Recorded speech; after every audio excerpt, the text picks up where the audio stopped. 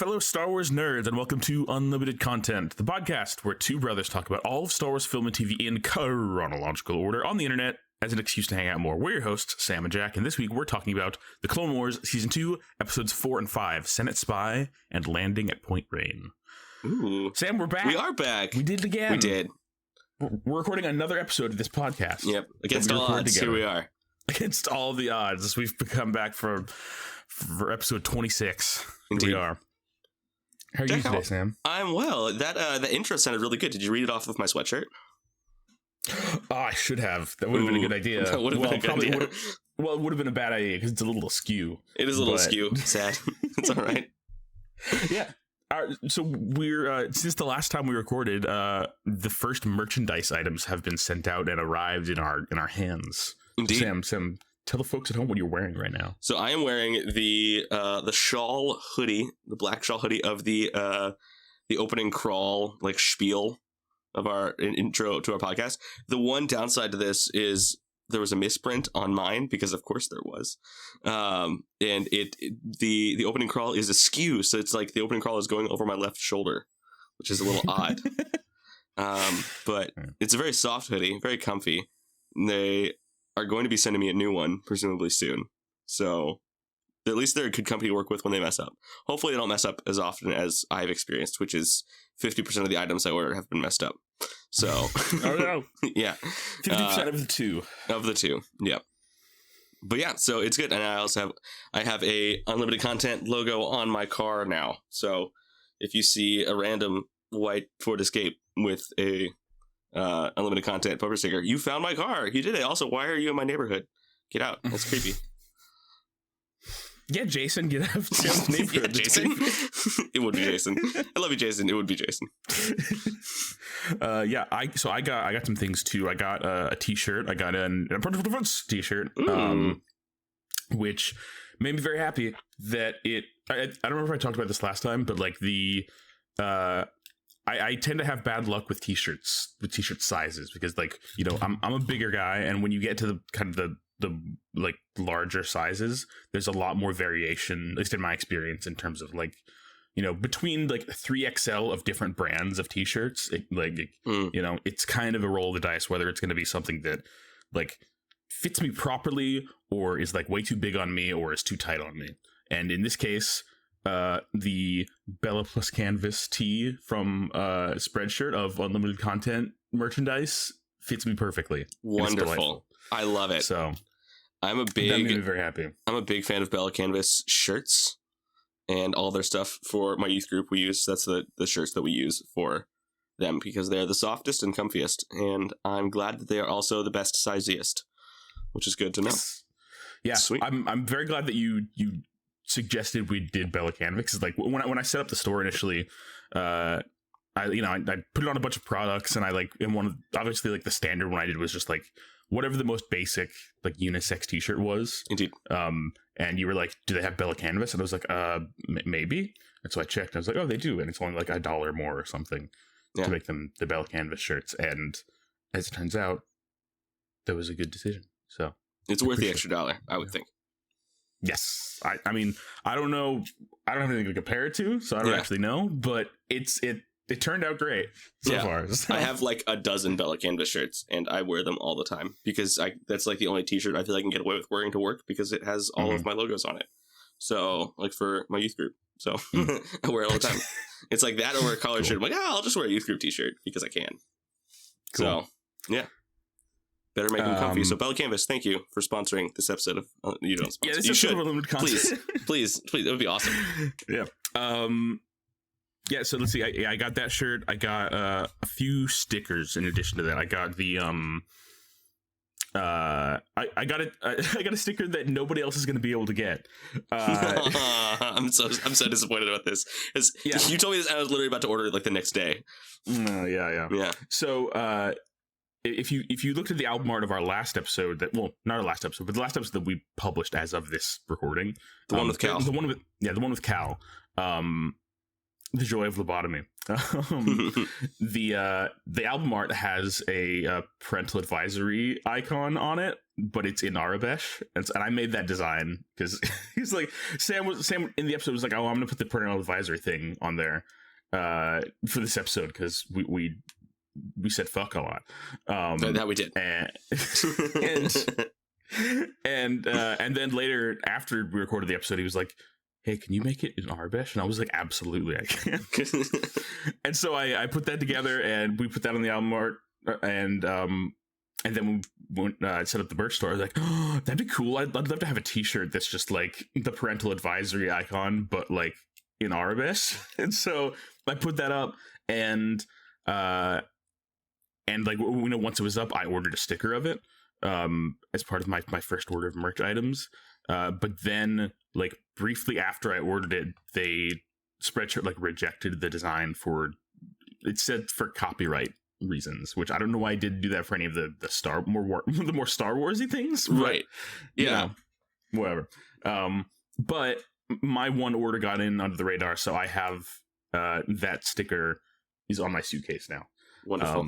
And it's an extremely limited edition, unlimited content sticker. Wow, one of a kind. One of one. Yeah, so I got that. I got the unlimited content logo, which is also on my suitcase. My suitcase is kind of where, like, I've never been a big, like, sticker person because I never really had anything that I felt, like, comfortable putting stickers on. I usually don't like putting stickers on, like, tech or things, you know? Sure. It's just, you know, just the way that I prefer to do things. But then I got a hard shell suitcase, like a year and a half ago or something, and I was like, oh, I can put stickers on this. I can like, you know, sticker bomb it. And so now, and every time I get a sticker, I put it on there. Yeah, I do that with my guitar case because I have a hard shell guitar case. Nice. And so that's where I dump all of my stickers. Although I do have one sticker on my laptop, but that's it. Gotcha.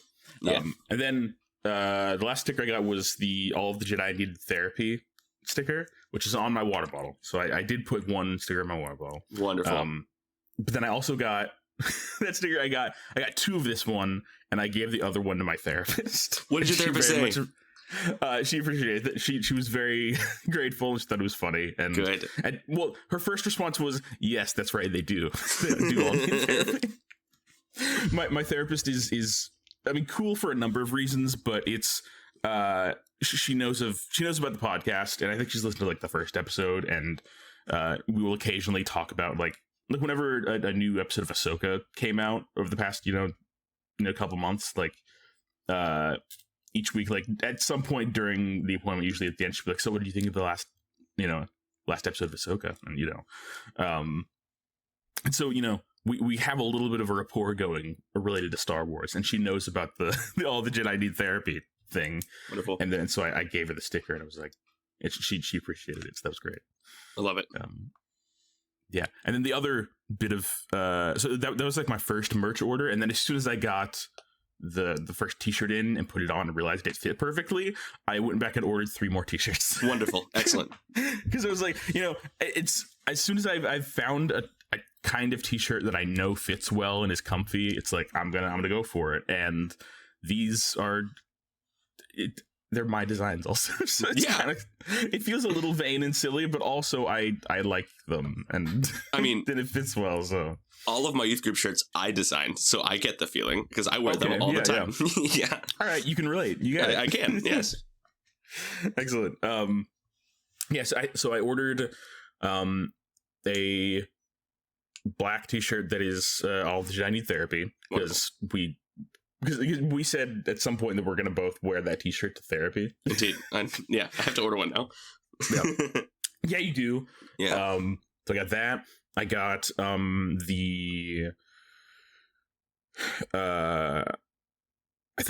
got the outsourcing to bugs shirt on navy. Excellent. So it's like the red text on a navy background. Ooh, very patriotic color combo. Yeah. And I got the unlimited content logo on a gray shirt. So I just, you know, I like my default is to usually go for like black tees, but I feel like I've got enough black t-shirts, you know, so I wanted to like, Sam's looking around concernedly. Well, hold on. A light just went out and I heard a thud all at the same time. All right. Yeah. Intermission. This isn't going as planned. Nothing to see here. He's walking around the room. He's inspecting. He's inspecting a light bulb that he's unscrewed from the lamp. The light bulb is hot. It's an LED bulb. Sam, so that's not good. Sam says the light bulb is hot, and it's an LED bulb, but it's hot. Oh no. That sounds concerning. So, somehow, the Palpatine's returned. Palpatine, well, that, but also, the lamp unplugged itself. Huh. I'm thinking that, so the lamp is plugged in behind our headboard, right? Mhm. And Yeah. and it's like a headboard. Headboard is also like a bookshelf. So it's like kind of like it kind of sticks out 8 inches from the wall. It's like 8 inches thick headboard that's got shelves on the sides. It's an IKEA thing. Gotcha. And so, but we have the lamps wired down behind that, and they're both plugged into the same smart plug on a power strip. Mhm. Like it's got like a splitter kind of thing. So we get 2 plugs and one smart plug. And I think maybe it was like the cords weren't long enough. I can't see back there. I just gotta plug it in and pray it stays plugged in. I think gravity just slowly pulled it out. And it flopped. And I think the dropping from the plugged in cable is what I heard. So I'm gonna have to fix that before we go to bed tonight, because that's Sarah's lamp and she's gonna be mad at me if it's not fixed. She'd be mad either if it was either one, because she wants obviously, because you'd want both the lights to function, and it's my job to fix them. So marriage. Gotcha. Marriage. Fixing things. Yep. Okay. We're back. We're back! We did it. Like Palpatine, we're back. Somehow. Like Voldemort, we're back. He's not back. He's back. Okay. Yeah. So that's the merchandise. Love it. Spiel. That's our segment about. That's our extended segment about merchandise. Yeah. Jack, speaking of which, our sponsor this week. Okay, you got it. Got bills to pay. we were both going for a transition somehow. Yeah. One of us has to. It's a race to the transition. It is. Yeah. We've got unlimited bills to pay, and so we've got yet another unlimited sponsor. This week's episode of Unlimited Content is brought to you by the Unlimited Content Merchandise Store. Yay!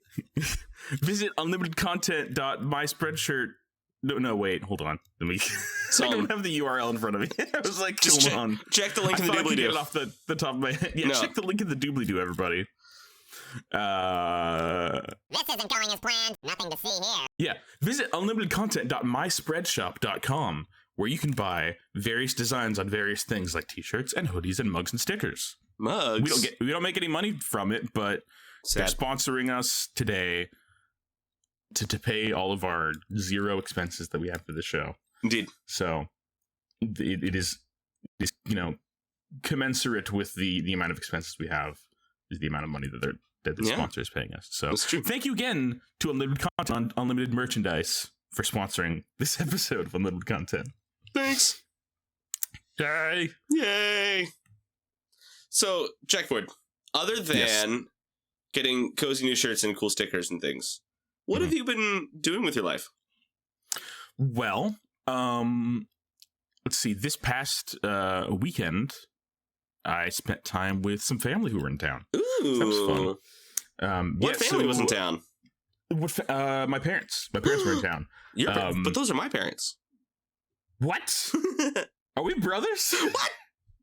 When did this happen? I don't know. Yeah. So our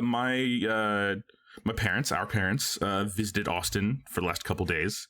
They like stayed in an Airbnb and on the south side of Austin, kind of near where Gracie is, and yeah, we spent the last couple days hanging out and going and doing things, and fun. It was really good. Yeah, they were here because my birthday's in a couple days, and so they wanted to come here and celebrate a little bit and just spend some time. Used to come and see me and see my sister because we're happy birthday. Thank you. Happy birthday. Happy birthday. Thank you, Frosty the Snowman. Yeah, and it was a lot of fun. It was great to get to see the parental units and love it. And hang out. We let's see. We had New York style pizza. Ooh. We had ice cream. Yum. We went to Terra Toys, which is the coolest toy store in Austin. in all of the Earth or all of the Terra, right? Yeah, Yeah, that's what why it's called that. Yeah, yeah. Yeah. Terratoys is just like a giant like. I mean, it's one story, but it's very long. One story. Yeah. And it's very big and just it's a delightful place to be. And they have like a great combination of like modern toys, but a lot of like classic toys too. Kind of like older stuff and like wooden things. Just a wide variety of things. You can get puzzles. You can get model kits. You can get sciencey things. You can get craft activities. You can get bouncy balls. I got a bouncy ball thing. Yeah, you did. Yeah, it's I think it's called like a moon ball or something. I don't remember exactly what it was, but like essentially it's like a weird, it's like a ball with a bunch of like circular divots in it, so it looks a little bit like the moon, I guess. Yeah. Looks like a golf ball with oversized holes in it. Yeah, kind of. And I got it because it bounces very, very well. It bounces super high, and it's great.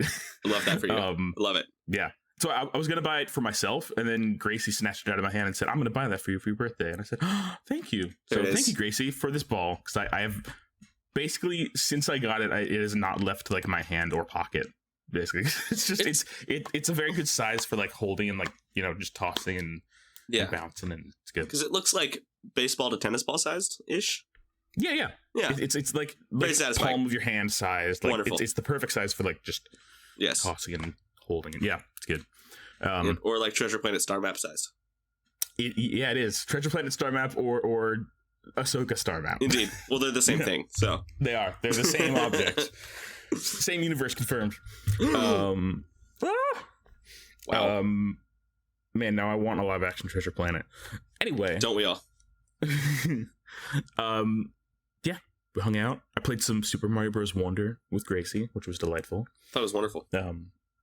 It was wonderful. Good. That is correct. Good. It was that too.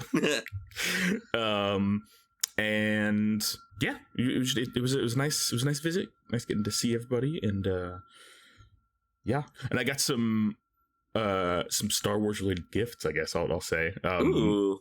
My parents got me 2 Star Wars Lego sets. They're both the like I mean, you know about this. I'm explaining it to the audience because they don't know. So, I know. Yeah. Because this is how podcasts work, is I need to explain things. Oh, okay. Because they don't have all the knowledge that you have. I do have all the knowledge. That's right. Yeah. I am omniscient. It's true. Sam's omniscient, everybody. I didn't even know that, but I am. He's omniscient except for the fact he knows everything except for the fact that he knows everything. So he's nearly omniscient. Nearly. Yeah, so they're both like the like those kind of like model helmets you can get that are really nice. You can put on display. One of them is the Red 5 helmet. It's Luke Skywalker's helmet from A New Hope that he wears, And then the other one is Rex, Captain Rex. Beautiful. Which makes me very, very happy because that's the one that I wanted. And I'm told that Mom said that she asked you which one you should get for me, and you said get him Rex. I did. So I did say that. I very much appreciate that. Yeah, she texted me. He was like, Jack mentioned he wanted like some like a Lego Star Wars like little robot kind of thing. I'm like, oh, he already got that. He's like, oh, okay. Well, what should I get him? I'm like, well, there's these helmet things that I know he wants, and so excellent. Yeah, you had more to do with it than I thought. I did. Wow, I did. It's a whole conspiracy. 'Tis. Yep. We're conspiring against you, or for you, or both. Well, regardless, I appreciate it. Yeah, that's what we're here for.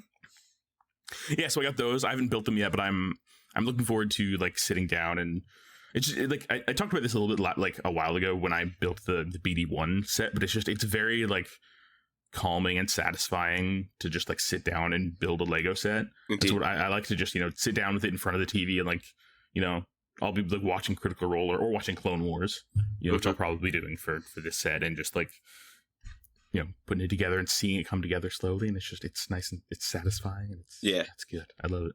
And then you get a cool thing to put on your shelf afterwards. Indeed. Yeah. Speaking of cool things to look at that are Star Wars related, Sam, you gave me something. I did. Yes, I got a package in the mail yesterday.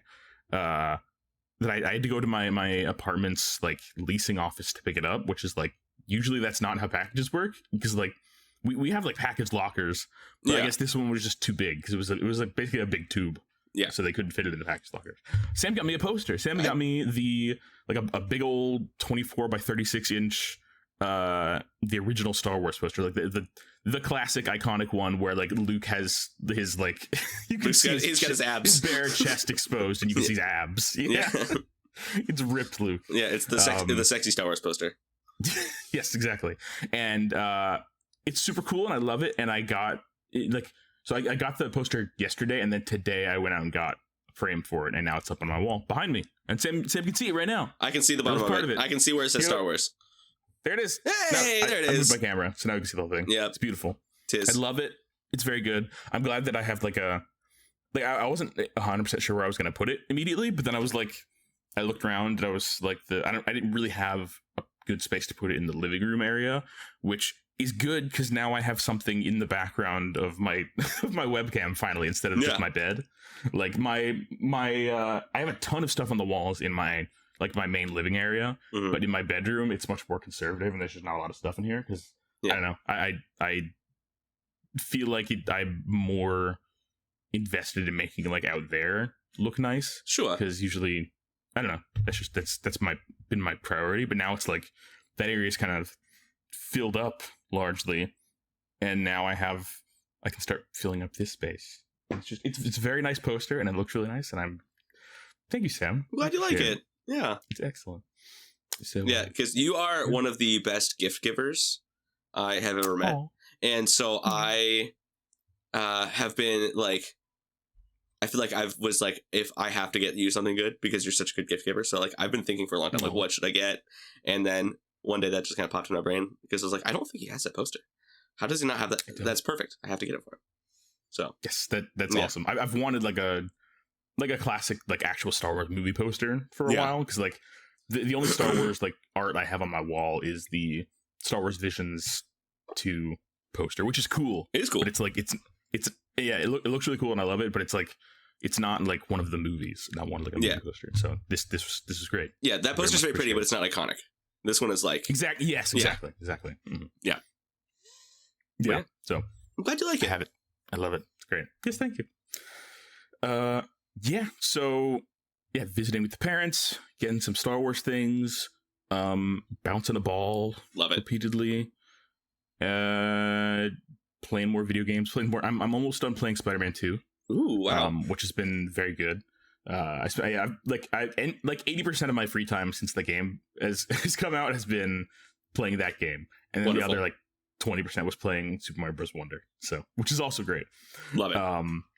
And then I'm like about to start I'm like at the point in Spider-Man 2 where they're like, if you go, like it gives you a notification saying, hey, if you go past this point, this is like your last chance to like upgrade your suit and everything before you get to the final like story mission, basically. So like I'm like right at the end of the game, so I'm probably gonna finish it tonight. And then Alan Wake 2 just came out and is getting amazing reviews, and I really want to play that, but I've never played the first Alan Wake, so I'm gonna play that next and then play Alan Wake 2. What is Alan Wake? I've not heard of it.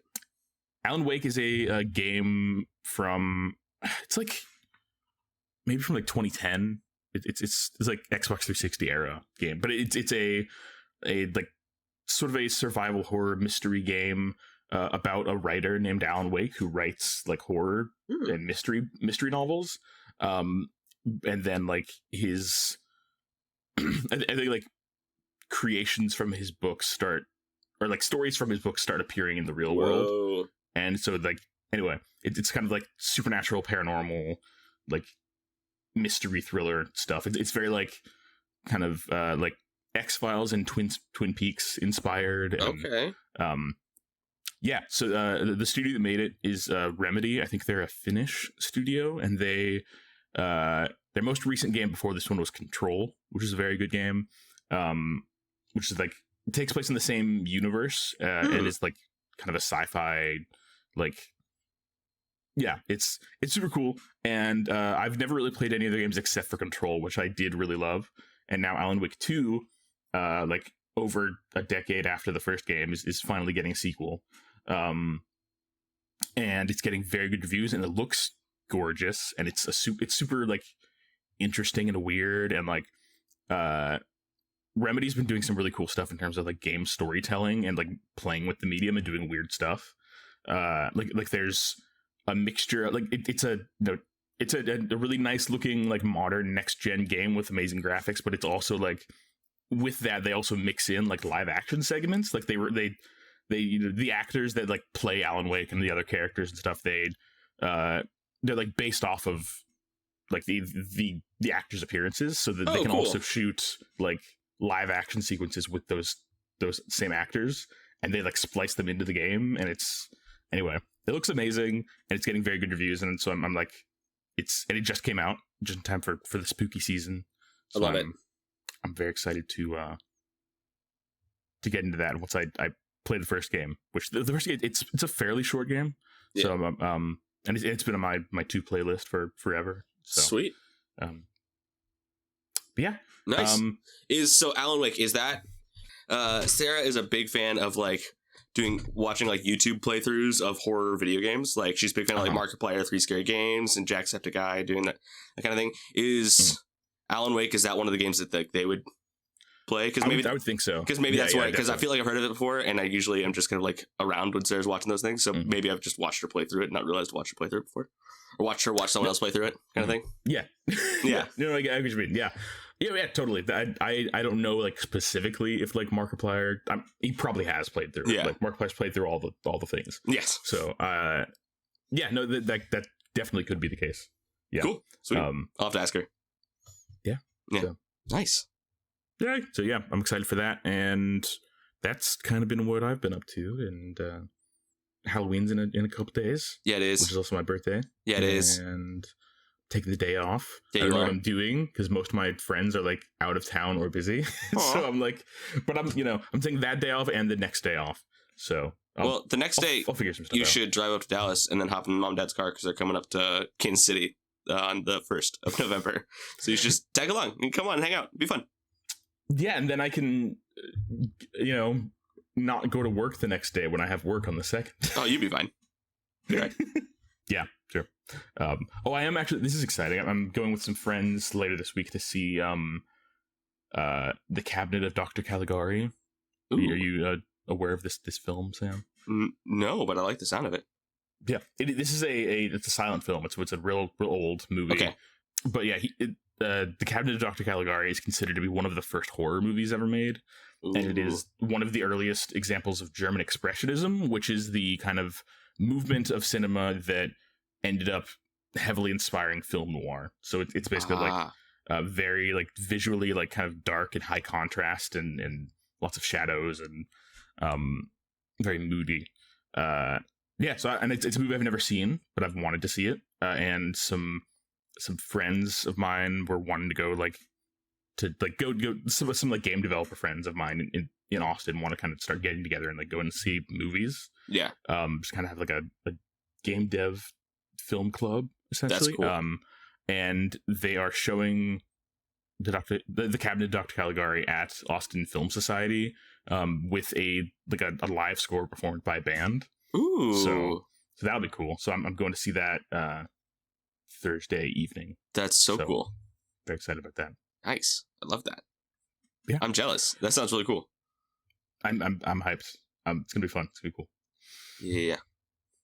But yeah, that's what I've been up to and what I've got coming up. What about you, Sam? How have you been doing? I've been doing good. I've been real busy. Work's crazy and other stuff's crazy. The Rangers are in the World Series. Which is wild. We're recording this on October 29th. Game 2 was yesterday. We lost in a heartbreaker 9-1, but we won game 1 in extra innings with a walk-off home run. So that was very, very exciting. I went into 11 innings and it was wild. So game 3 is tomorrow night. And I'm very, very excited. So most of my attention that's not been directed at family or work has been Texas Rangers baseball. And it's been very, very fun. So I've been doing that. We got our Christmas card pictures taken today. Went to Shawnee Mission Park, took some Christmas card pictures. Jack be looking for a Christmas card in about a month or so. It was very cold. It snowed today in Kansas City. We got flurries. It didn't get below freezing, but it was like at freezing. So it was cold. And so we were out in just like light sweaters in almost freezing temperatures. So it was cold, but the pictures came out great. That's cool. It finally got chilly here today. Ooh. Like, we had one cold front like a few weeks ago, where it got cold-ish. It got chilly for like a couple days, and then it got hot again. But now we finally got like a real major cold front, and it's like been in the 50s all day. Oh, beautiful! Like high in the 50s, low in the 40s, kind of. Yeah. And then all this next week, it's supposed to be like high in the 50s, low in the 30s, kind of. You know. You're getting a real fall. That's awesome. Yes, finally. Yes, I'm very happy that we're finally getting those temperatures. Like I needed some new pairs of jeans because my pant size has gone down a bit since I started losing weight. Love that for you. Yes, me too. I need some new jeans. So when the first cold front came in, I was like, oh, I need some new jeans, and so I ordered some. And then by the time they arrived, it had gotten hot again. Oh, so no. I haven't worn them yet, but now I'll be able to. So that'll be nice. That's good. So very happy about that it's finally chilly here, and we're gonna get to. I don't know. I like colder weather. I like feeling like I was talking to Mom earlier today when she was here, and just like I was describing to her that I one of the reasons I like when it's like colder out is because I feel more kind of awake and alert. Ooh, yeah, when it's when it's like more kind of brisk out, whereas when it's hot out, I feel like it slows my brain down. Agreed. You know? Agreed. Completely. I like feeling more kind of alive and alert, and it's good. It's bracing. It's nice. It's bracing. Yes. Yeah. So that's super cool. And some friends of mine who live in my friends who live in Colorado, they got like 8 to 10 inches of snow. Oh today. yeah. Like, so it's getting colder everywhere. Indeed. But, you know, in very different ways, in different places. Yeah. Anyway, that's cool. Yeah. Continue. What else I mean, it was basically just baseball, and Halloween's coming up, so we're excited about Halloween. With we're going trick or treating with Marion on Tuesday. Does Marion still want to be? What was it? A purple butterfly? Absolutely, she does. Yeah. Yep. So Excellent. Marion's gonna be a purple butterfly, and then Sarah is very creative and like came up with like costumes for us to like match, but also like costumes that we'd actually want to wear. So Marion is purple butterfly, and it's gonna be great. So we always just try to match Marion, whatever Marion wants to be. Yes. Excellent. So Sarah is like kind of like a woodland fairy, kind of like she's got a very cool like green and white flowy dress, and like a crown made out of butterflies. And she's gonna have wings like Marion. And then she like wanted to go like, because she was doing that, she wanted like something like medieval-ish for me, and she was kind of like going like medieval Link was kind of like the inspiration she was going for, and I just look like Robin Hood. But I'm not complaining. It's cool. Excellent. Yeah. So that's what we're doing for Halloween. He splits Robin's arrow in twain. Anytime somebody mentions either Robin Hood or Mark Twain, that's where my brain goes, is that quote. He splits Robin's arrow in twain. I need to rewatch that movie. That's Men in Tights, right? Yeah. Yep. I'm not wearing tights. I will tell you that. I'm not wearing tights. I could. I'm not gonna. Yeah. So it'll be a little chilly. A little bit. Yeah. It's gonna be cold. I will be cold because it'll be like in the 30s when we're trick or treating. So hopefully Marion doesn't freeze a little tush off. We have a wagon, and we're probably gonna wrap her up in a blanket while we're going around the wagon. We'll probably also have like little things of hot chocolate for all three of us and that kind of thing. Okay. So that's the plan. Just be cozy. Cozy. Yep. But that's that. That's all I've got going on. I don't have anything fun or exciting other than baseball and Halloween. So that's cool. Sam, explain for me and the, I don't know, probably maybe one other listener who doesn't understand how sports works. Okay. How does the World Series work? Is it just two teams playing against each other repeatedly, or is it a bunch of different teams? Like, okay. Yeah. It is. So baseball is split into two leagues. So it's Major League Baseball is two leagues. So you got the American League and the National League. Right. And when you get to the playoffs, there are, I'm going to get the numbers wrong, but I think there's 10 teams, five on each side. One team gets a bye to the next round of the playoffs, and the other one team on each side gets a bye. So there's two teams get byes, and then there are, I don't know what that is. What does that mean? A bye means that you get to because you ranked so high in the like getting into the tournament that you don't have like you get automatically get up to the next round of the tournament without having to like play your way in. Okay, right. Gotcha. So there's the wild card round, which is also kind of like the opposite of that, where like you have to like you are almost on the cusp, so you have to, but like there's two teams that are almost on the cusp to get into the playoffs. They have to play to earn a spot into the bracket, right? And so the Rangers were a wild card team, and so if they lost, it was like a best of 3 series. If they lost that series, they weren't going to get to be considered in the bracket at all. But they won that series, and so they got into the bracket, and then they went to there's the American League and National League divisional series games. Those are best of 5. So it's the same pairs of teams playing. Whoever wins 3 out of 5 games advances to the next round. And they go from so there's 2 different. So at that point, we're at 8 teams, right? So 8 teams. There's like, let's say, they have names, but like the American League North, American League South, National League North, National League South. So there's 4 like sets of 4. They play onto the American League Championship and the National League Championship, right? And the winner of the American League Championship Series and the winner of the National League Championship Series go to the World Series. Gotcha. And then it's like they play against each other a certain number of it's, times. it's a best of 7 series. Gotcha. Yeah. Okay. Yeah, so cool. You have to win 4 games to win the World Series.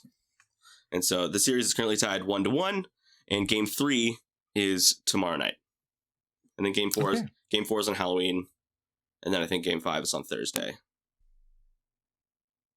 So that's pretty fast. How quickly does the World Series is it over the course of a couple weeks or? I mean, it's usually 2 days on, 1 day off kind of thing. Okay. Yeah, so it'll be done over the course of a little over a week, depending on how many games they need. Because if somebody wins 4 games in a row, they don't need Game 5, 6, or 7. Got it. Yeah. Because it's just you need to win 4 games to win. Mm-hmm. Gotcha. So we're guaranteed at least 5 games total because both teams have won a game. Cool. Yeah. For most of that explanation, I felt like somebody was just like trying to explain to me how to play a European strategy board game. Yeah, no, that's just I'm just doing a bad job explaining how brackets work. That's all I was doing. I'm just again, like, sports are just kind of beyond.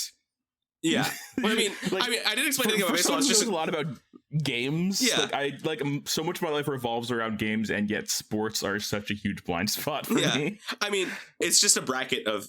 I mean, it's just a bracket. Yeah, no, yeah, I got the idea. It's a bunch of teams that are they'll fight against each other, and then the winner of the National League and the American League fight against each other in the World Series. Correct. That's the gist of it. Yeah. Cool. Which, by the way, they have an American League and a National League. Mm-hmm. That's just a weird. It is. It's probably a vestige from back when I don't know. Someone's going to call me on the history on this, but I mean, professional baseball is the longest standing professional sport league or sport that's played professionally in the Western Hemisphere. Oh, wow. So like baseball's been going around. Like this is where it's the 119th World Series, and it's long enough for there to be like nationwide tournaments of baseball. So baseball had been around for a lot longer, like than that before it got enough momentum to like be played on a national scale. You know, So I'm assuming like the whole American League and National League thing is because there were like various competing leagues before it all kind of congealed into Major League Baseball. So then the American League was probably a league, and the National League was another league, and then they like all kind of merged into one, like eventually into what we have now is the 30 teams of Major League Baseball.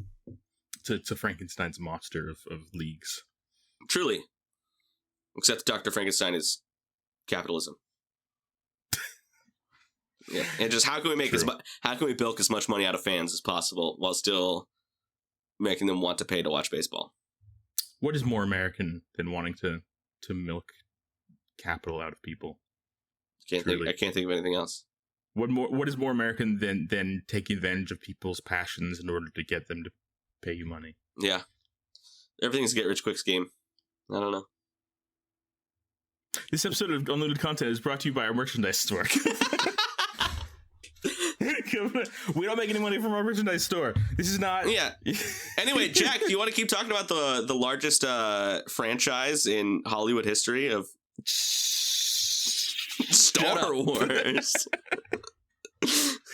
Yes, we need to support the little guy, Sam. Disney needs more attention drawn to its yeah. The poor little House of Mouse, you know? Yeah, so Mr. Bob Iger, he needs his monies. He does. Okay. Yep. Let's see. I don't think there's any like news or anything to talk about Star Wars wise. I don't think so. No? Yeah, no, we're kind of we're in the lull times. The lull times. The lull times. Before the Empire. Before the lull Empire. times. All right. Are we ready to move on to our main segment? I do think we are. Yeah. So I guess, but before we start this segment, we should explain that things we're doing things a little bit differently this time because at the end of the last episode, we said we were going to be talking about 5 episodes, and then in the meantime. Between then and now, life happened. Life happened, and we realized that was going to be too hard to do 5 episodes on 1 episode of unlimited content. So we decided to split it into 2 episodes. Sam came up with a good rule right before we started the podcast that basically we're instituting a 3 episodes max rule for unlimited content, where we're only going to like if we're covering like a Clone Wars arc, if the arc is more than 3 episodes, then we're going to split it into multiple unlimited content episodes so that we don't take 3 hours for every episode of the podcast that has a 5 episode arc or something like this time. Because my recording studio is me and my wife's bedroom, and I usually start recording around 8 p.m. on a good day. So today we started at 9. And so if and my wife likes to go to bed at a reasonable hour, unlike me. So if I want to remain in my wife's good graces, we have to keep recording to a reasonable amount of time. Yeah. So that's kind of what we got to do. So yeah, this week, with that in mind, we are talking about the first 2 episodes of the Return to Geonosis arc, which are Season 2, Episodes 4 and 5, Senate Spy and Landing at Point Rain. Sam, where do these episodes take place in the timeline? They take place just where everything else takes, in 21 BBY. Everybody's favorite year, 21 BBY. Yay! All right. So I guess I'm doing the You can read the first one, I can read the second one. Yeah, that works. Yeah. So the first episode that we're talking about is Senate Spy. The moral of this episode is a true heart should never be doubted. All right. And a punch by the fans. That's how it sounds. Treachery in the Senate. The Jedi Council suspects that Senator Rush Clovis is secretly taking part in a separatist conspiracy. But to find out what the senator from Scipio is up to, the council will need a spy of its own. Meanwhile, Jedi Anakin Skywalker has been away from a... Meanwhile, you know what? I'm leaving all this in. Good. Meanwhile, Jedi Anakin Skywalker has been away from Coruscant on a lengthy tour of duty leading the clone army. Now Anakin returns for a long-awaited reunion with his wife, Padme Amidala. Dun, dun, dun. All right, so Anakin discreetly returns to Coruscant to his wife, Padme's apartment. They prepare for a romantic evening when Anakin gets signaled by the council to return to the Jedi Temple, forcing him to cut his evening short. This kind of skips over, like, they have like a whole like little romantic kind of scene where they're just like having a date night, and he keeps sending Obi-Wan to voicemail like repeatedly. Yeah.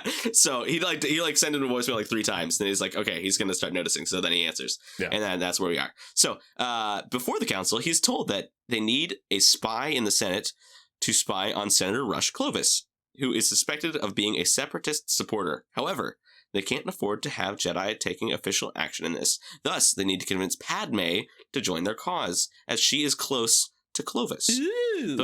Ooh, yeah, there's heavy hints that, like, Rush Clovis is Padme's ex. Yeah. It's like kind of the heavy 100% hint. dated. Yeah. They were a thing. Yeah. Absolutely. So, though Anakin doesn't believe that she would be right for the job, the Masters insist on him appointing her because she trusts him. Yoda attempted to enlist her, but was rebuffed. The next day, at the Senate, Anakin locates his wife, who is obviously resentful of him leaving her last night. He asks her about Clovis, and she says she already told Yoda she doesn't want to spy on him. as he is a colleague and an old friend, wink, wink, nudge, nudge. However, when she learns that Clovis is collaborating with the Separatists, she immediately agrees to it. Anakin tries to convince her not to, considering that it may be dangerous, but she reminds him that she is doing her duty. Great. They both go before the Jedi Council, where Padme admits that she hasn't seen Clovis for a long time. They were close in the past, but she wanted to maintain a professional relationship, which he took very hard. The Masters encourage her to regain his trust in finding out his treachery. I want to take a second to talk about, like, I love that the fact that, like, basically the Jedi Council tells Anakin to go to be like, hey, you're close to Padme. You should go and tell her to. We need you to get her to agree to spy on her ex, basically. And Anakin's like, I don't know that I want to do that. And then once he finds out that they, like, were a thing in the past, he's like, I definitely don't want to do that. And him, like, actively telling her not to do it is what makes her do it. So it's like, I love that for them. Yeah. So, that was fun. That was a funny one. Yeah. Excellent. By the way, so yeah, we're about to meet Rush Clovis, who is a character, like, that ends up being a pretty important character, but, like, he only appears, like, he appears in this episode, and then the next time he appears is in season 6. So it's like we go a long time without seeing Rush again, but, like, we will see him again, but it's just it's going to be quite a while. Yeah, I'm a big fan of his music, though. Anyway, all right. Rush Clovis is my favorite prog rock band. Yes. All right. She meets with Clovis at a restaurant, where he explains that he's planning to go to Ki-Adi-Mundi to negotiate with the Trade Federation. He offers her to come along for political and personal reasons, wink, wink, nudge, nudge. As they prepare to depart, Anakin, being the pilot for Padme's ship, becomes jealous when Clovis kisses her on both cheeks. He assists them with getting seated on the ship, preparing a seat for Padme, and breaking the one next to it so it can't get fastened. Hilarious. On takeoff, he jerks the ship around to prevent Clovis from kissing Padme again. So much passive-aggressive behavior. No, I mean, it's not very passive at this point, but it's true. It's fairly aggressive. There's passive-aggressive vibes, but then he just gets, Yeah. It's active-aggressive. Yeah. Although I don't think Clovis realizes that it's Jedi Anakin Skywalker. Does he? I mean, does he know who it is? Because he's, like, in a disguise, and he never, like, really addresses. He's not really in this. He's just wearing a hat. Like, okay, I don't think he's really a disguise. All right, I don't know, because I don't know, maybe whatever. Yeah, I don't know. I thought the interaction between all of them was kind of weird, but I guess that was kind of the point. Yeah. All right. As soon as they arrive on Ki-Adi-Mundi, they are greeted by Neimoidian Senator Lot Dodd. Lot Dodd. Not Lock Dodd, but Lot Dodd. Still, anyway, Lock Dodd, our favorite. Padme is shown to her quarters while Dodd and Clovis discuss business, which involves the amount of credits needed to build the new droid foundry with Poggle the Lesser. What a name. What a name. Clovis refuses to lend them any more credits. Padme attempts to spy on them while taking a walk, but they shut down the holographic blueprints. As Clovis leads Padme away, Dodd and Poggle realize that she is Clovis's weakness and plan on poisoning her to force him to cooperate. While Anakin and R2 wait outside for Padme's signal, she gets into an elegant dress for dinner with the other senators. Dodd tricks her into sharing his drink after smearing the rim with poison.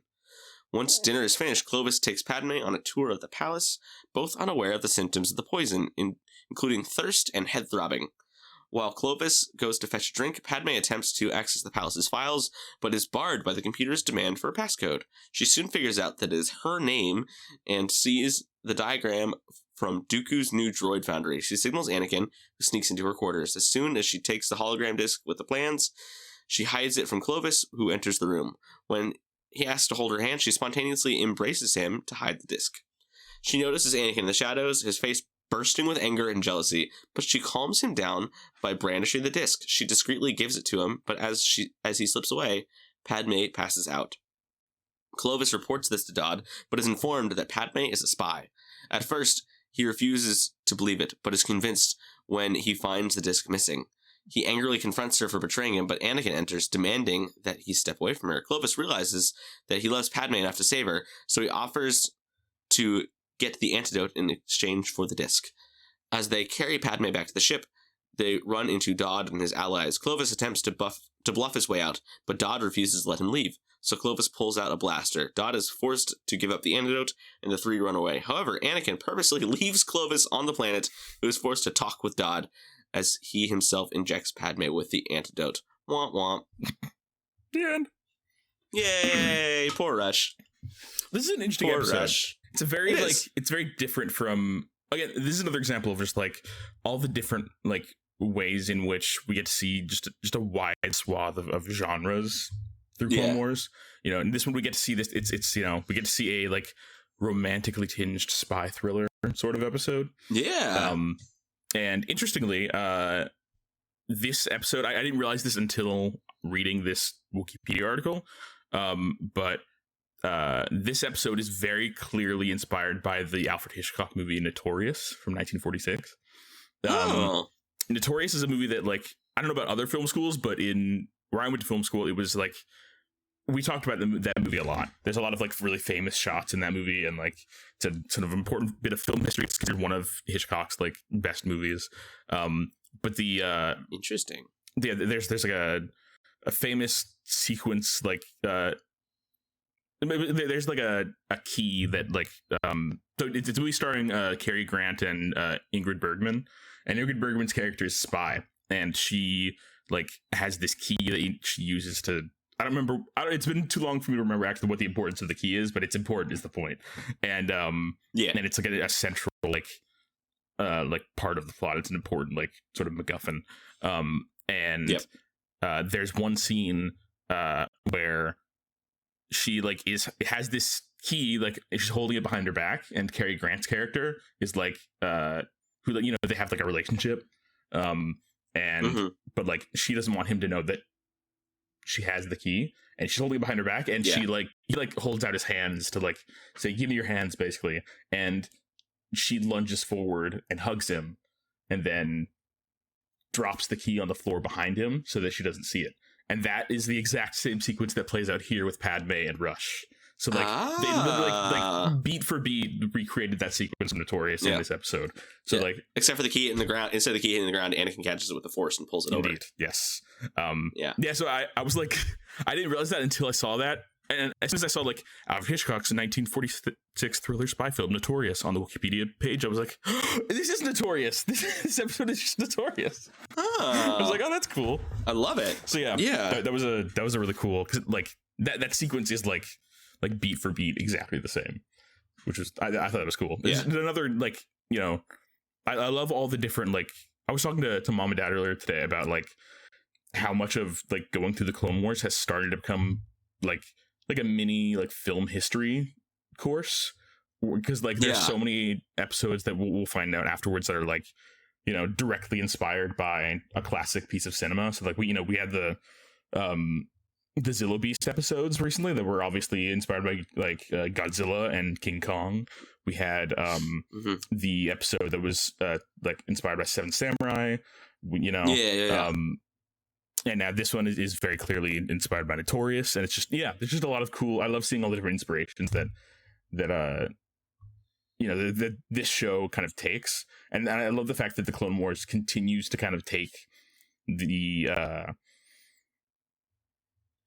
you know, like Star Wars has always been kind of like an homage and a pastiche of various things from throughout film history and different, like, you know, and I like the fact that the Clone Wars continues running with that.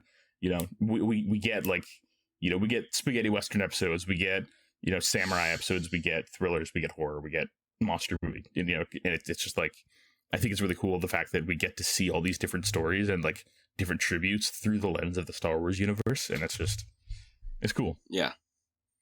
Because I feel, and I think you said this before, but I think it bears repeating that Star Wars is the best when it is being that homage to other things. Like when it's not trying to like just be a sci-fi thing, and it's just like using the sci-fi setting as the setting for telling a story inspired by this thing is like when we get some of the best Star Wars, I think. Oh, agreed. Yeah, I think you said that before, and I definitely agree with that. And like in hindsight, just thinking about it kind of out loud right now, I look at the like sequel trilogy, and the sequel trilogy felt more like it was, instead of trying to like, you know, use the Star Wars universe as kind of a setting and a vehicle to tell different stories, like, you know, like the old Star Wars films did.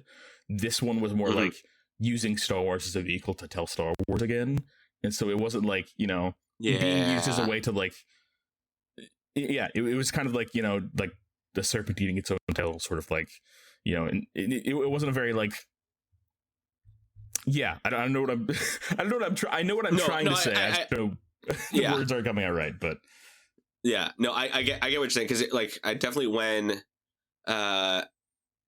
because when I heard that J.J. Abrams was gonna get episode 7, because he had just like a few years prior had done the Star Trek reboot, and I was like, oh, Star Trek was his application letter for Star Wars. Like, and then it was clear that like the only thought that went into, I mean, this is an overgeneralization, but like kind of the only like main thought that went into like planning out like the Star Wars sequel trilogy was, JJ, just do what you did with Star Trek, but with Star Wars. Yeah. Which was basically like what he did with Star Trek was made Star Wars in Star Trek. And now and so then what they did with the sequel trilogy is they made Star Wars in Star Wars without like doing much of like, you know, like you said, Star Wars is at its best when it's being used as a vehicle for telling like stories of different genres, and kind of, you know, using it as a setting to tell unique, compelling stories, or telling compelling stories that are, you know, taken from across like narrative history and film history, and and they didn't really do that with the sequel trilogy. I feel like it was more like, let's just do Star Wars again, which meant that there was like, it lacked that sort of like that substance, or the kind of the strong base of like, what are we basing this off of that's like narratively really strong? Because I think what's strong about Star Wars is the setting and the aesthetic and kind of the vibes of the universe, and the trilogy got vibe. They nailed the vibes like perfectly. They did. It's just they lacked. It felt very Star Warsy, but like the story was not Star Warsy. Yeah, and a lot of the substance for Star Wars comes from other stuff. Comes from like, you know, paying homage to Akira Kurosawa or Hitchcock, or, you know, spaghetti westerns or whatever. You know, so which I think is another reason why I think Rogue One is so good, is that like they were like, let's do Star Wars but make it like an actual kind of war movie. You know, let's you know, they had an idea for it. There was like a premise. There was a through line of like, this is the kind of story we want to tell via the Star Wars universe, not let's tell a Star Wars story in this, because like Star Wars stories are just like regular stories with the Star Wars aesthetic. It's not like, you know, if you try to be like, let's tell a Star Wars story, it's like that's not really a thing. It's like, it's other stories, and the Star Warsiness of it is the setting and the, you know, the spirituality and kind of the aesthetic of it, and kind of the it's all like set dressing sort of. It's great set dressing. It's some of the best set dressing ever, but it's you know, it requires like a stronger core to it, you know. So no, couldn't agree more. But so that's part 1. Do you want to talk about some war crimes now? Let's do it. War crime time. War crime time. War crime time. Should that be the name of this episode? Is War crime time? I think so. It'd be great. Cool. We'll see. All right. Only you know, listeners. Yep. Only you know, and us in about whenever this releases. I don't know. Whenever Jack types it in the Spotify thing. Yeah. Something. Who knows? That's all right. We're doing it for fun. No one cares. All right. So the moral of this episode, which is called Landing at Point Rain, the moral is, believe in yourself or no one else will. Nice. All right. Counterattack. With the clone army stretched in desperate attempt to engage General Grievous's Starfleet, separatist planets that were once thought secure are now rising up against the Republic. On Geonosis, Separatist leader Poggle the Lesser, safe in his newly ray-shielded factories, creates thousands of terrible new weapons, which march off the assembly line against the outnumbered clone army. The Jedi, resolute in their efforts to restore order to the Republic, mount a massive invasion to retake Geonosis and shut down Poggle's factories of terror once and for all. This episode is very, like, it's just one big battle, kind of, is what this episode is. It's a great episode. It's just, like, this is the most, like war episode of Star Wars that we've gotten in the Clone Wars so far. I think it's very, like, you know, there's not like a greater conceit to it other than here's a bunch of soldiers and Jedi and they're trying to, like, get to this place and do this thing, and you know, it's like they basically this whole episode is about them arriving on the planet and trying to get the shield generator down. This episode is just like kind of the Jedi on the ropes until the last minute. Yeah, which is fun. It makes good television. It was great. Yeah, it's just it was interesting to be how like, you know, it's just one long extended battle sequence, like, on a battlefield, which is not something that we usually get in the Clone Wars, which is interesting because, like, it's called the Clone Wars, but, like, you know, I think it's you know, we rarely get an episode of the Clone Wars that is, like, just the war part, you know, we get a lot of, like, the broader context, or we get, like, you know, the beginning of a battle or the end of a battle, and then the stuff that happens in between. And this one is just battle, which is kind of neat. So. Yeah. All right. I'm gonna put my glasses on for this second. I should read. All right. Now his glasses. I need a new prescription. All right. So, a massive Republic fleet arrives in orbit of Geonosis, where Masters Obi-Wan and Mundi, as in Ki-Adi-Mundi, boo, remember the battle that started the war. Anakin and Ahsoka come onto the bridge, having countered their respective squadrons' kills at Doran. They contact Outer Rim Command, comprising of Supreme Chancellor Sheev Palpatine, Yoda, Sheev, Mace Windu, and Luminara Unduli, informing them that they intend to make a 3-prong attack against the shield protecting Poggle's droid foundries. Chancellor Palpatine expresses concern over committing a huge force for this attack, but Yoda assures him that capturing Poggle is a priority. Once Coruscant signs off, the Jedi outline their plan with Captain Rex, Jet, and Commander Cody, who is to secure a landing zone for their forces. As the Republic musters their clone troopers, Cody confides in Obi-Wan that he was not involved in the first battle on Geonosis. Obi-Wan states he missed nothing and tells a small anecdote detailing how he was chained to a pole and attacked by 3 big monsters. He gets into his gunship and the mission starts. The landing transports then try to deal with the Geonosian anti-air defenses. Early in the mission, Anakin's gunship is shot down, but he, Ahsoka, and his troops survive and push forward despite losing his tanks. Elsewhere, Cody receives an order from Ki-Adi-Mundi to land the ATTEs. Once Cody lands, he warns Obi-Wan not to land, for it is too dangerous. However, that is not an option for the Jedi, as his gunship is shot down. General Mundi's gunship is hit, and Mundi is wounded. Mundi is Woundi. Mundi is Woundi. Mundi is Woundi. Oh no! All right. With all 3 groups far from the attack zone, they are forced to press through. Anakin, Ahsoka, and Rex move to take out a Geonosian defense line. Meanwhile, Cody dispatches Waxer and Boyle. Waxer and Boyle are back! Yeah! And they got cool new outfits too. They're like a new camo kind of stuff. It's really cool. Cody dispatches Waxer and Boyle to retrieve Obi-Wan, who, with another trooper called Trapper, he had managed to survive. Elsewhere, as Mundi searches for Anakin, Commander Jet calls Admiral Yularen for reinforcements or air support. However, the Admiral is unable to provide them air support without risking other areas of their campaign. The only thing he can do is help them find General Skywalker. As Mundi leads his troops into a cave, following his instincts, they are attacked by Geonosian flyers. All right, a couple things here. Yes. One, please. Admiral Yularen is just such a stick in the mud. This guy. He is. He's just like, he's very like can't do it. Sassy and like, I'm not going to do that. I can't do that. He's like, you know, I mean, he's right, but also he could be a little nicer about it. I don't know. He's just he comes up as very like kind of, how dare you ask me to do that? Like, yeah, you know, like, don't you realize we got a war going on? I can't help you. Come on. But yeah, it's an unpunishable offense. Anyway, Indeed. All right. And then the other thing I wanted to talk about was, like you said, Waxer and Boyle. We get to see them again. The last time we saw them was in the episode on. It was the Ryloth. Oh, arc, yeah, right? it was on Ryloth. And I don't know if you noticed this, but I saw that it was either. I mean, I don't know which one was which, but on either Waxer or Boyle, on one of their helmets, you can see like a little like drawing of. I think it's supposed to be Numa, the little girl that they saved. Aww. Yeah.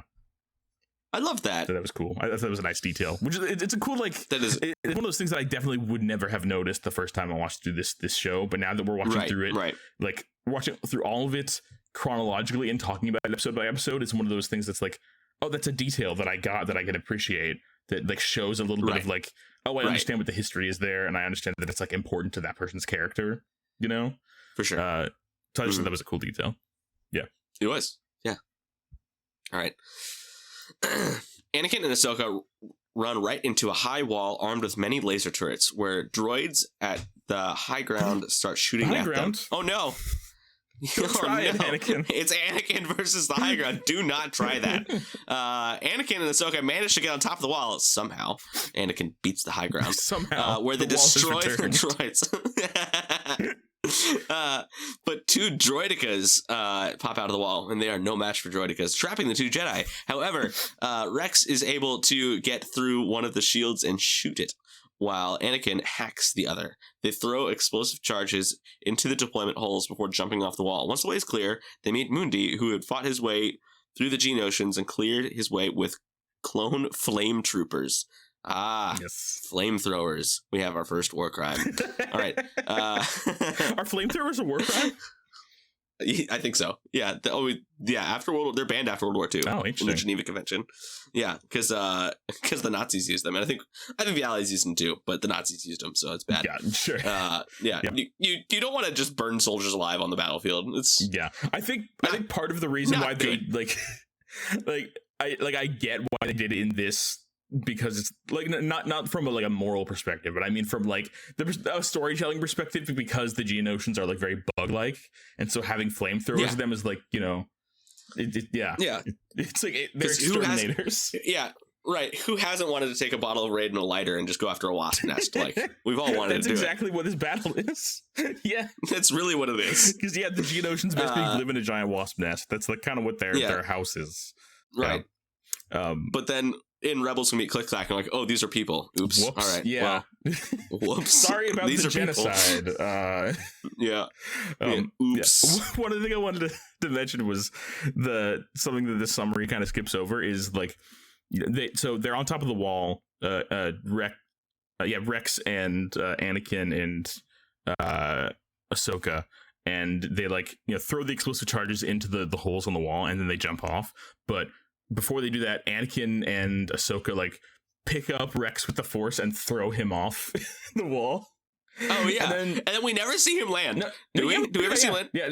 Anakin and Ahsoka land, and then they both catch him right before he hits the ground, and then he turns to them and he's like, next time you could just, tell me to jump. And Anakin's like, well, where's the fun in that? It's just a fun moment. I forgot about that. I forgot. Oh man. Yeah, I watched this 3 days ago, so it's been a minute since it. Yeah. Yep. All right. We got flamethrowers. Great. Anakin then calls on Yularen for air support, and the Admiral gives one squadron. I have one squadron available. Yeah, 1/4 portion. All right. For Obi-Wan, the droid forces whittle his troops. Luckily, a squadron of Y-wing bombers managed to even the odds as Anakin, Ahsoka, and Woundi arrive. They then improvise on their plan involving Anakin taking a squad to blind the droid scanners at their gun encampments to the approach of their ATTEs, attacking the shield generator, allowing the rest of their force to take the factory. Anakin and Ahsoka lead the charge, throwing EMP grenades that disable the enemy cannons, enabling the ATTEs to destroy the shield generator. Gunships then come in and the Geonosians in the area surrender. As they recuperate, Anakin and Ahsoka tally their kills. Anakin 55, Ahsoka 60. The former goes to see Woundi and Obi-Wan off, who are leaving for medical treatment. Woundi joins his game, stating that he had 65 kills, earning Anakin's respect. End of episode 2.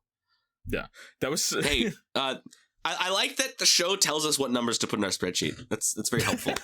We know how we have main character. We have like canonical main character kill counts. Yeah, which is, I mean, I'm also like wondering, like when they say kills though, like do they count droids? Yeah, because like before this, like at the beginning of this episode, they're like they come back from a battle that's not on Geonosis, so presumably when they say kills, they were talking about droids. And this time, obviously, some of them were droids and some of them were probably Geonosians, but we don't know. So it's like let's just presume they were all actual murders.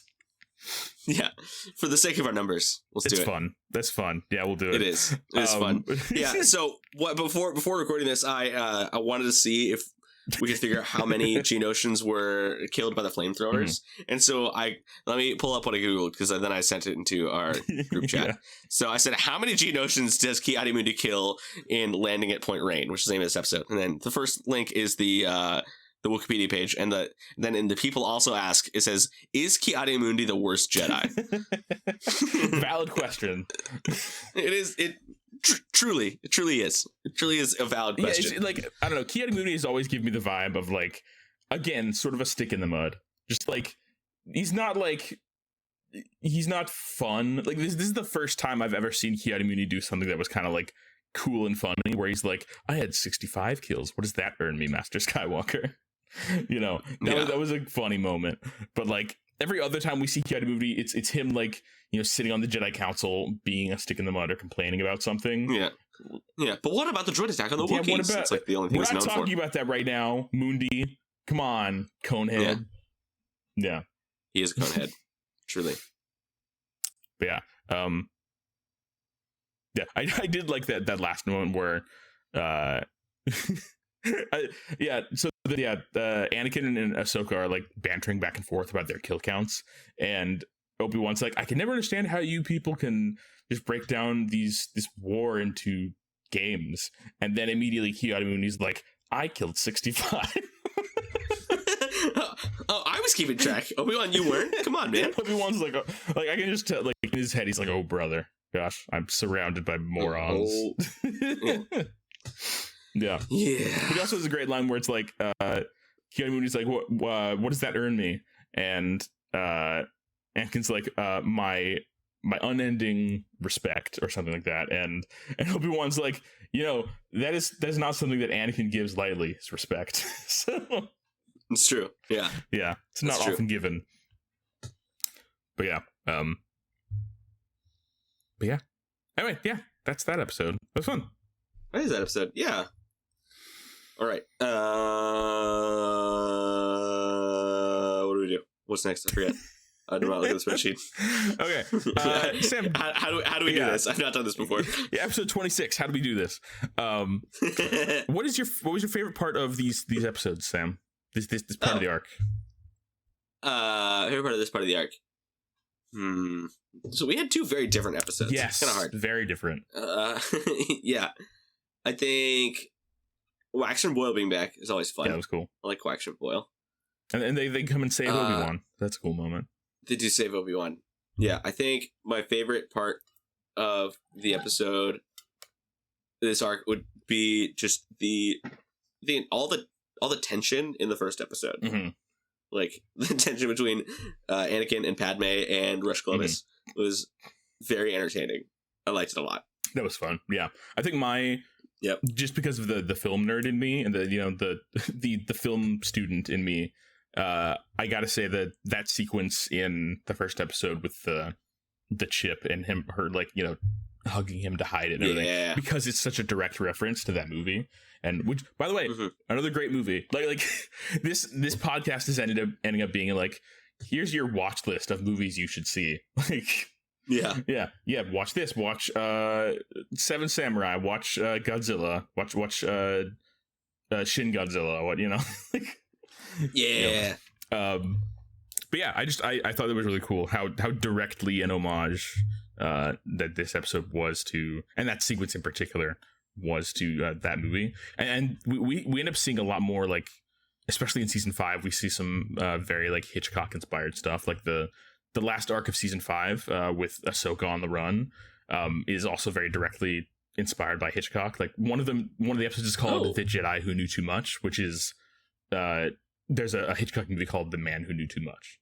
So that's like inspired. So it's like heavy wink wink nod nod. Yes, yeah. Yeah. So I always love that when we get to see like a little bit of like, film nerdiness and like direct homages and tributes to other bits of cinema history.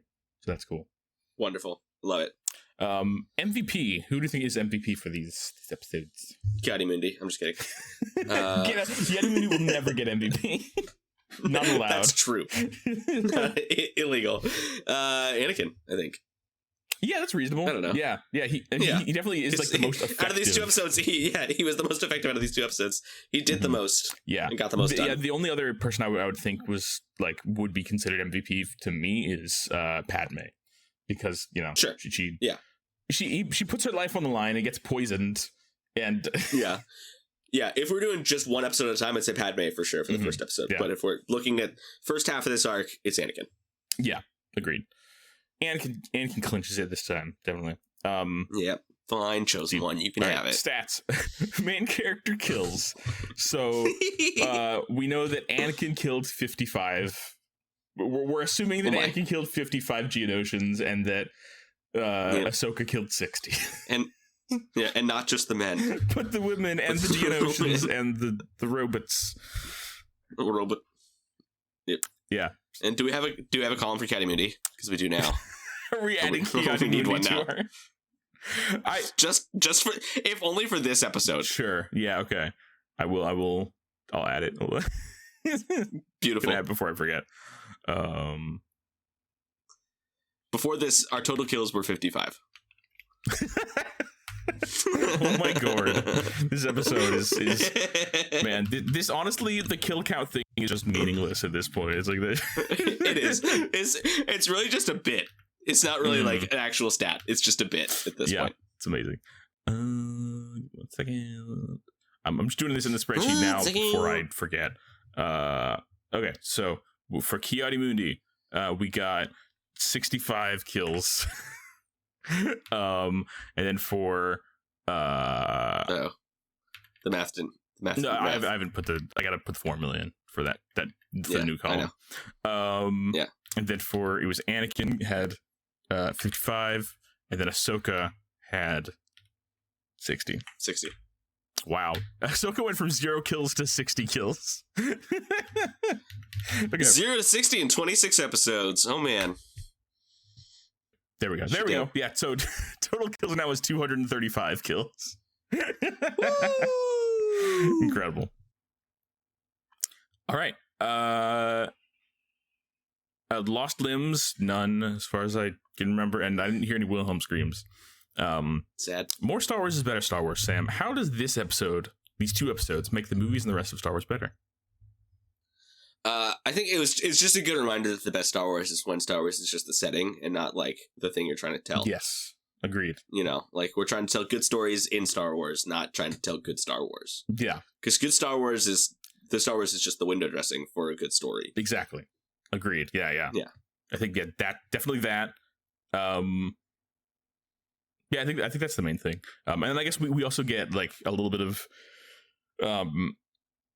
we don't get a lot of like Anakin and Padme relationship stuff in the show, and like so this like the beginning of this first episode of Senate Spy, we get like an actual sequence of them we get a date night, which is a rare thing because usually it's like very behind the scenes hush hush, but this is like one of the few times when we get to see kind of like it's like the camera's directly focused on them, and this is what the scene is about, right? And we also get to see a little bit of their relationship and kind of the just a bit of like the jealousy and the we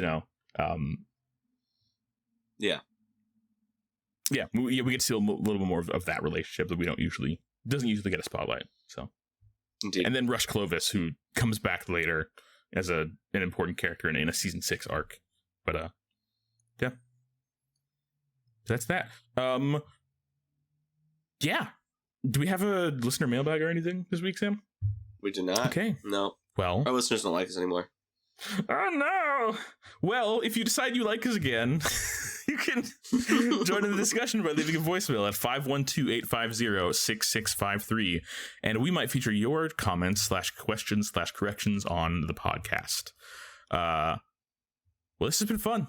It's another great episode, Sam. Like, yeah, dude. That we got to, this would not have been, if we had 3 more episodes to talk about, I would have been dead at the end of this. I would have just, like, you know what? I'm quitting the podcast. This oh no, not again. No, podcast over again. No.